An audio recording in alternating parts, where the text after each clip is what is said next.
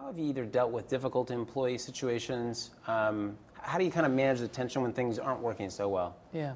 Well, I mean, so there's three buckets, right? There's the buckets where things are going great, and that's obvious. You try to find more opportunities and, really try to find situations that people are going to be empowered and motivated to go take on the next hill because they're doing it for their own development, and obviously you get the benefit to the company that they do great things. The other easy place is someone that just doesn't fit, and they're either not capable, they have some intrinsic capability problems, or they have good capabilities, but they just don't fit in the organization for whatever reason, and they're not being successful. Those are unfortunate and uncomfortable, but you know the right answer.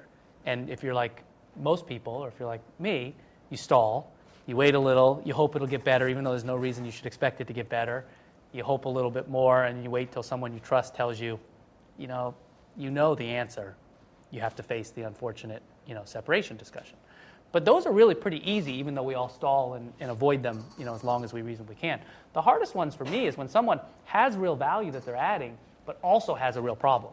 So, lots of situations. We recently had a situation with someone who, a person in a technical support role, and she was phenomenal at technical support, and our customers loved her and thought she was one of the smartest people, unless she thought you weren't smart.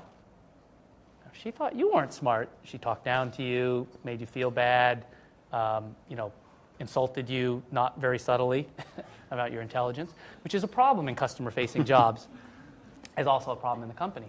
And so what do you do if someone's got all this talent, all this capability, a skill set that takes us a long time to develop in employees, but it's just completely unacceptable in their interpersonal dealings, right? And so, this one actually had a recent fine resolution in that while on a performance plan, she chose to leave, and so that came to probably the right outcome from that standpoint. But really frustrating because you'd think, gosh, that's one where you shouldn't you be able to coach someone away from the clearly inappropriate interpersonal behavior side.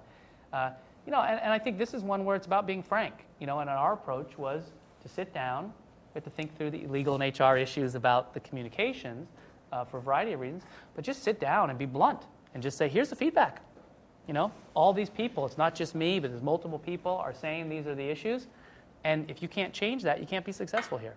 And I think if you try to sugarcoat that, or you try to deliver it with a message of, I know it's not your fault, or whatever else we want to do as human beings to deliver a more polite message, you're not doing yourself any good, your company any good, and you're clearly not helping that individual. So I think it's really important. You owe it to be unbelievably frank with folks if they have a performance challenge, because it's really the only shot they've got to recovering is accepting that they've got that gap.